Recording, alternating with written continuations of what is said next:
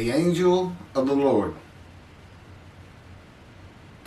Rashi says in his introduction to Zechariah Chapter One, the prophecy of Zechariah is extremely enigmatic because it contains visions resembling a dream that requires an interpretation.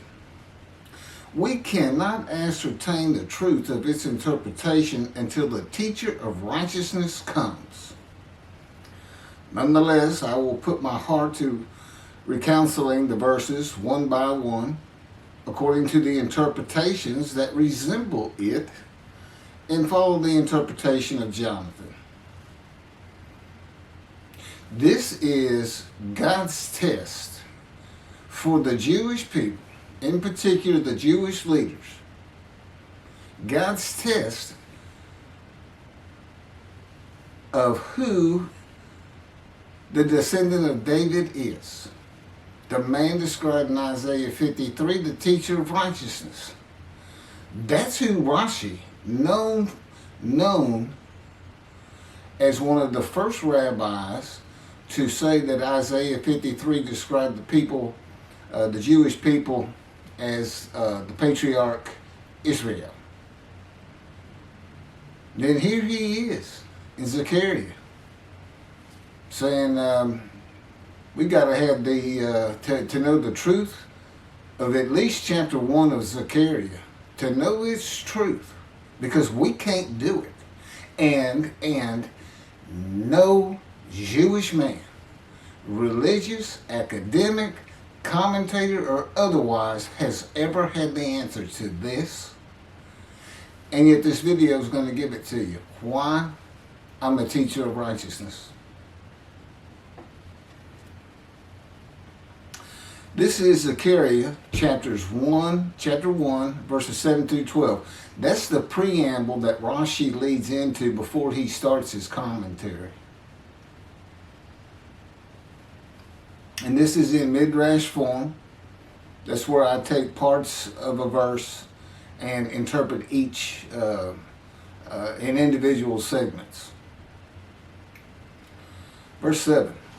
On the 24th day of the 11th month of the second year of Darius, the month of Shebat, this word of the Lord came to the prophet Zechariah, son of Berechiah, son of Iddo.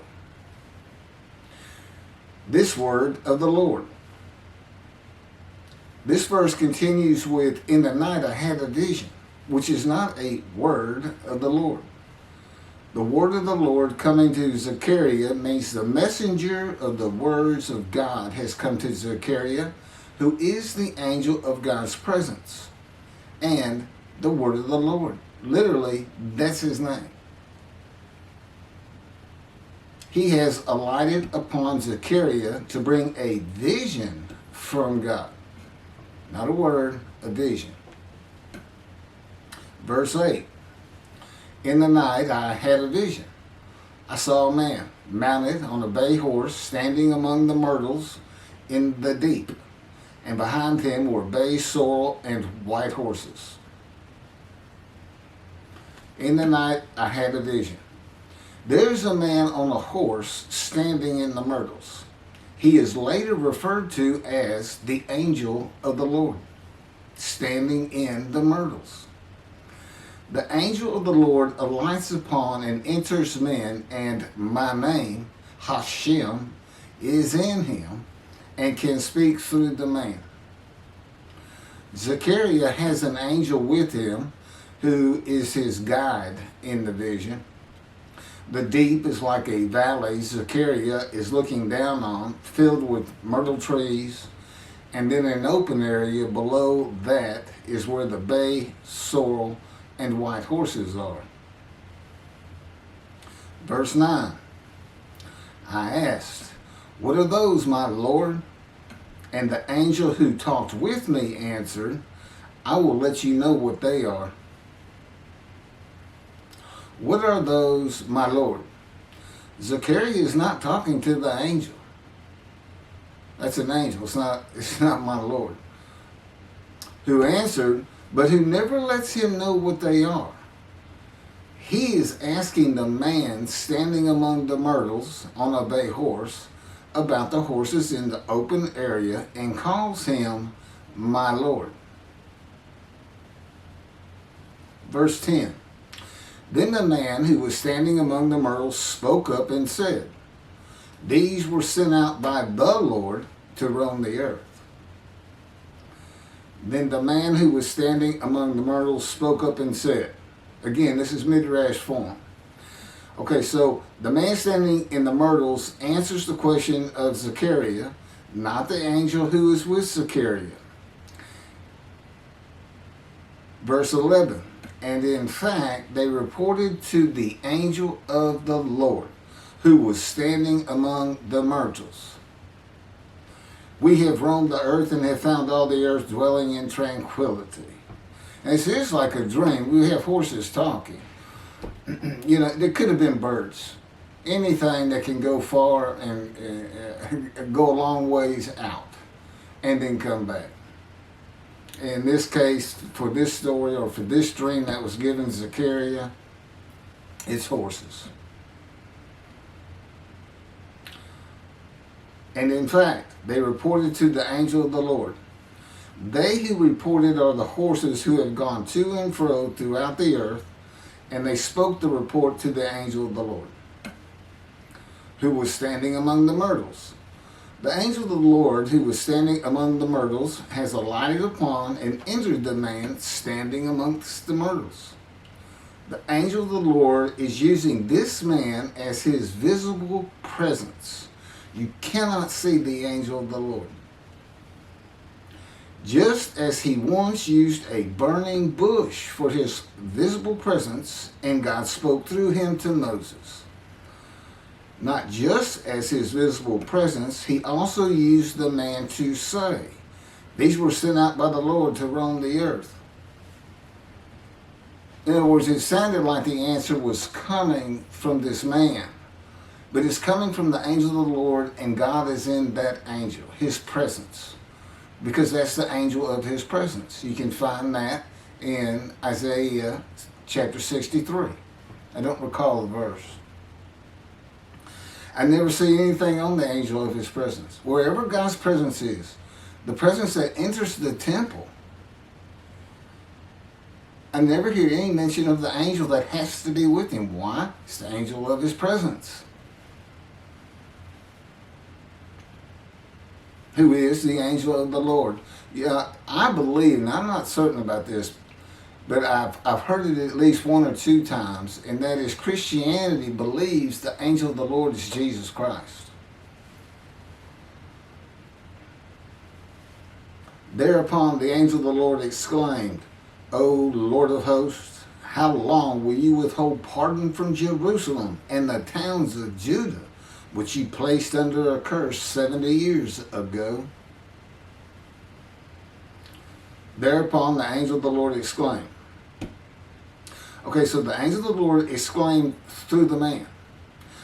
Zechariah heard the words come from the man standing in the myrtles. It is the only way Zechariah could have heard the words. The angel of the Lord can only speak to the man he has alighted upon. Ezekiel describes this as, a spirit entered into me and set me upon my feet, and I heard what was being spoken to me.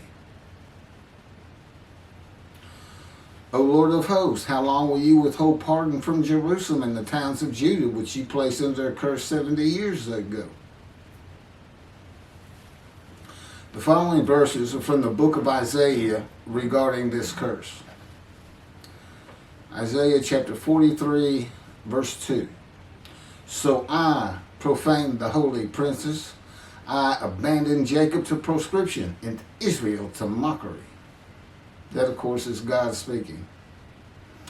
The profaning of the holy princesses is God's prophecy of the banishment of King Jeconiah and all his offspring from ever ruling over Judah and Jerusalem again. The line of the kings of Judah ended. The line described king by king in the first book of the New Testament of Christianity. the line of Jesus. The abandonment and mockery are God's prophecy that the northern kingdom and the southern kingdom of the Israelites would be defeated and deported from the promised land.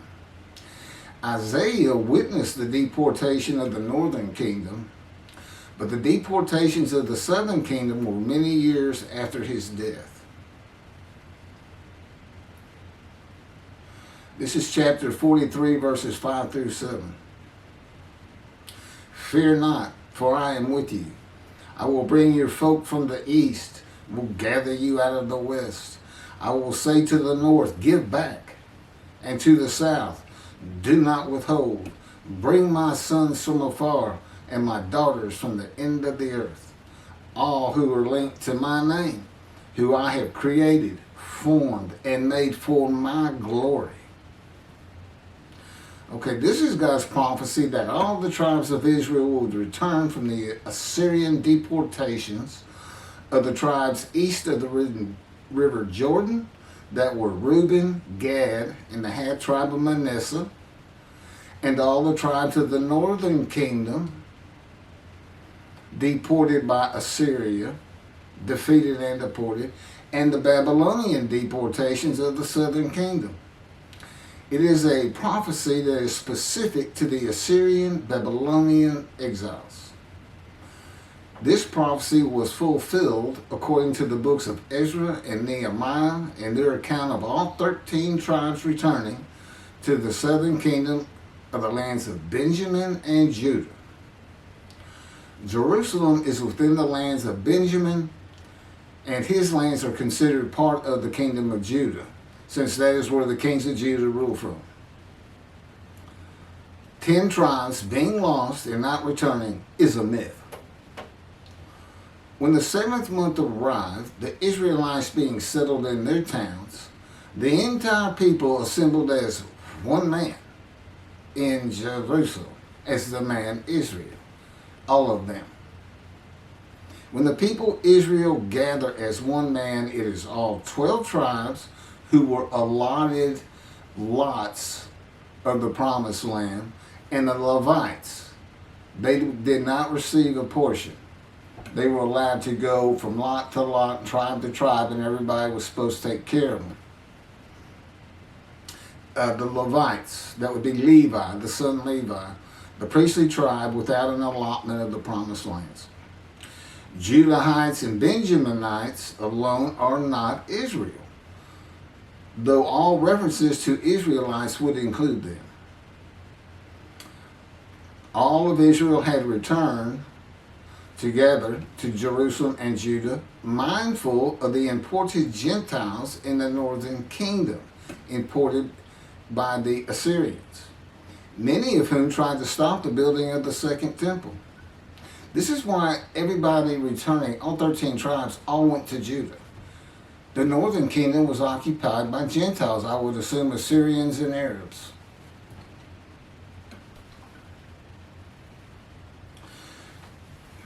This is 1 Chronicles chapter 9, verses 2 and 3.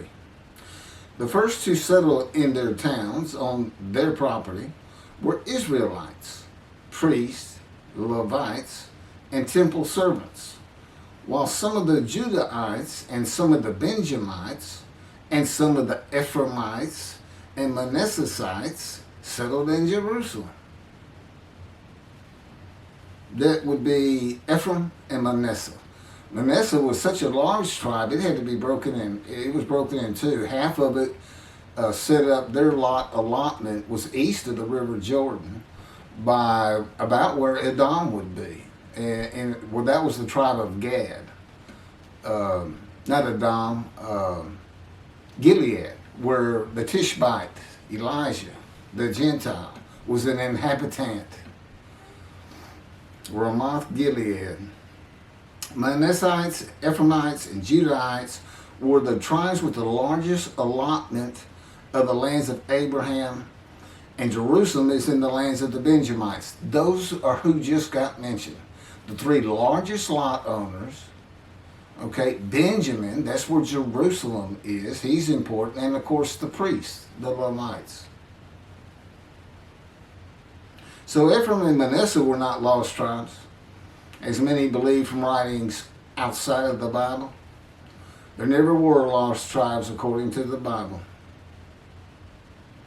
Okay, so all 13 tribes returned and settled in new towns.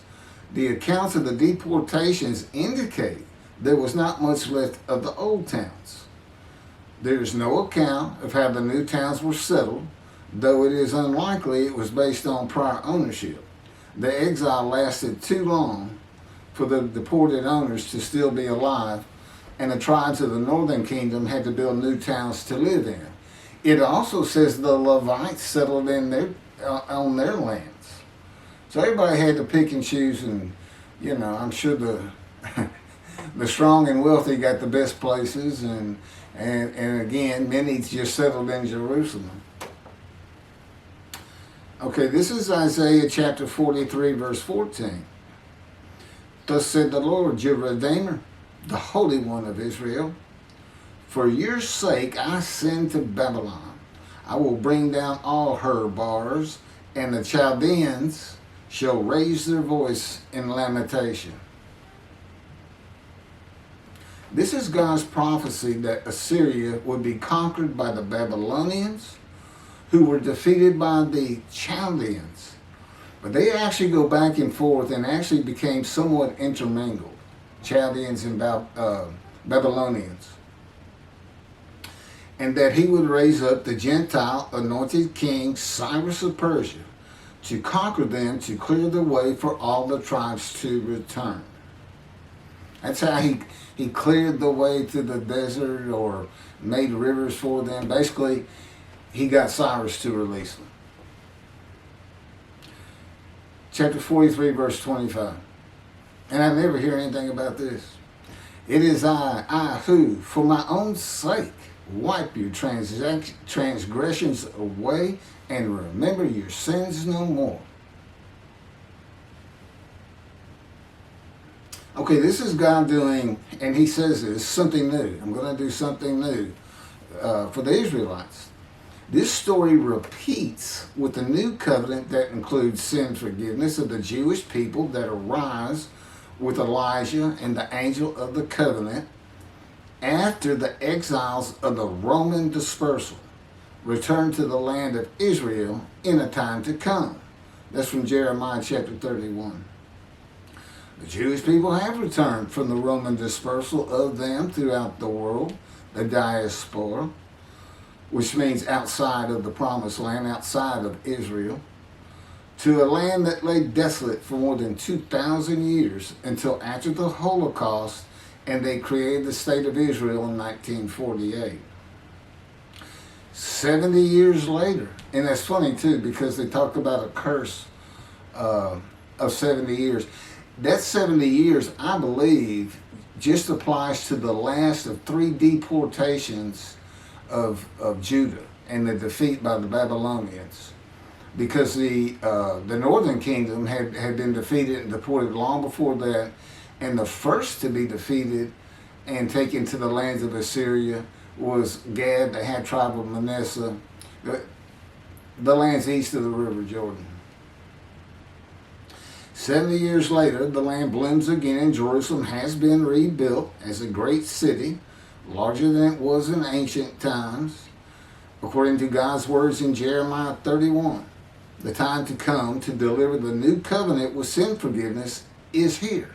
That's very important for the interpretation of at least chapter 1 of Zechariah. That means the angel of the covenant that you desire of Malachi 3 is on his way, followed by God and the messenger Elijah. And when God's third temple is built, he will return to it suddenly. This is the day of the Lord. That's Malachi chapter 3. Now, Zechariah is in Jerusalem, and the construction on the second temple is about to begin. Isaiah has written God's words of sin forgiveness, which would have removed the curse long before this, when they were returning, when the remnant of the 13 tribes was returning. And the angel of the Lord proclaims, O Lord of hosts, How long will you withhold pardon from Jerusalem and the towns of Judah, which you placed under a curse 70 years ago? Okay, this vision of Zechariah and the words of the angel of the Lord through the man standing in the myrtles regarding the curse 70 years ago is to make Zechariah think and try to understand why the angel of the Lord would say this. From his perspective, the curse was lifted. He was back in Jerusalem with all the tribes preparing to build the second temple. The vision is for Zechariah to find out how and when the curse was lifted. And that's important today, because this is the day of the Lord. The new covenant is here, and this every single Jew throughout the world is forgiven of their sins right now. And that message has been given to me to be delivered. And it's not getting out there. It's just not getting out there, and that's what happened here. Because if you read Ezra and Nehemiah, it's clear they had no idea that their slates had been cleaned. And sinning continued. You know, once you know that God has just said, okay, I'm not going to remember any of that. Let's all start fresh. I'm here with the covenant of friendship. Let's everybody start being observant Jews. Okay? Which would include going to Yom Kippur. Having a slate clean does not mean you have a lifetime now of sin forgiveness. The books of Ezra and Nehemiah reveal, this is how God had me write it down. This is from the book, Isaiah 53, in the day of the Lord, that was dictated to me. The books of Ezra and Nehemiah reveal that the 13 tribes did not know they had been forgiven. Right. We had to wait for the teacher of righteousness to know. And this is another thing I never see in this Messianic era that is taught, that is coming, is that God is with the descendant of David as he was with Moses. I mean, just right there with him.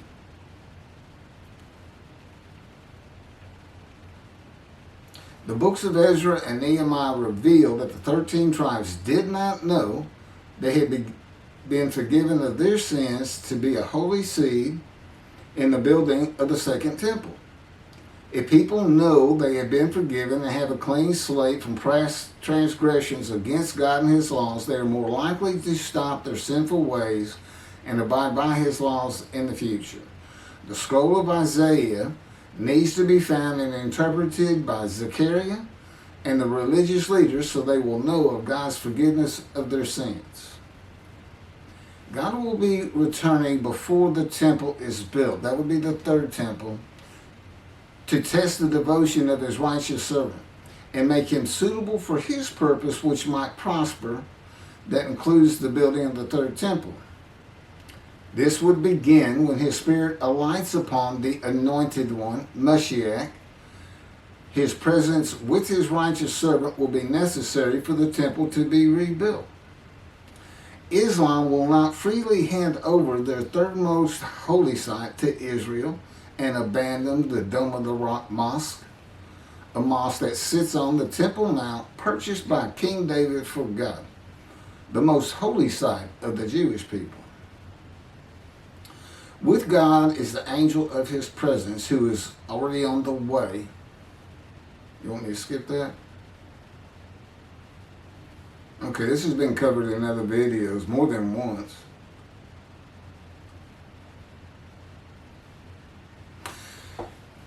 The prophet like Moses will have other similarity to Moses beyond writing God's words at his command and direction. As this was written, at God's command and direction, I typed those words. To the greatest degree possible for any human being, Moshe's identity and existence became one with the Creator. Now that's who you're looking for when you say the prophet like Moses. It's not Joshua. I've heard that one, which is, it says right there on that page, there's never been another prophet like Moses. Well, his attendant Joshua standing right there, if that's... Anyway. Moshe's identity and existence became one with the Creator. I don't think you can say that of Joshua. I don't think you can say that of any man until the Spirit of God alights upon him in chapter 11 of Isaiah. He surrendered himself to God to the extent that our sages say the Shekinah, divine presence, which is the angel of his presence, who is the Holy Spirit. He's an angel, and his body is not human form with wings. His body is the Spirit of God. Wherever God is, his Spirit is. Wherever his presence is, the angel of his presence is. They're always together. So when they alight upon a man and say, okay, we have tasks for you, that man immediately becomes a man of divine beings. And that's the Shekinah. That's the Spirit of God and the presence of God entering into the temple, which would include the angel of his presence. The Shekinah spoke through Moshe's throat. As I have mentioned, God can speak through me. You're only going to know it, just like with the man standing in the myrtles, by the words that are spoken. Okay? Because it's my voice. But it's not me. You know, I can tell the difference. You can't, other than those would be how God would state it. And you can, if you watch closely, you can see it happen in all these videos. I mean, for the most part.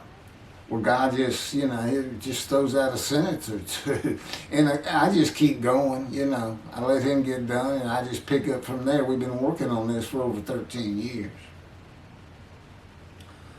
That's from the Zohar, Volume 3, page 232A. And then it says, i.e., he was God's veritable mouthpiece on this earth. That's from the Sefer Hashikos 5749, Volume 1, page 290, in a footnote. The prophet, like Moses, will also have the answer to these questions. Quote, the great Jewish philosophers try to understand the question of how Moses heard God literally. Some insisting that God spoke actual words and Moses heard them with his ears, while others suggest that God's speech was communicated silently to Moses' intellect and only uttered in sound by Moses himself.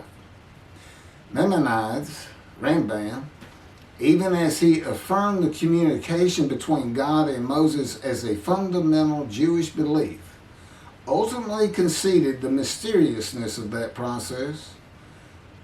The entire Torah reached Moses from God in a manner which is figuratively described as speech, but no one has ever known how that took place except Moses himself, whom that speech reached. That's commentary on the Mishnah, Sanhedrin, Chapter 1. Well, I have the answers, and I've been telling you the answers. God is in his Spirit. Spirit enters into you, because we find it in Ezekiel. There's where God tells you. God was telling Ezekiel, get up on your feet. Ezekiel says, at that very moment, a spirit entered into me, and I could hear the words of God. There it is. When he enters him. Now, he's not hearing that through his ears. There's the first question answered. It's not to your ears. And there is a silent knowing. That's what we call it, what God has taught me.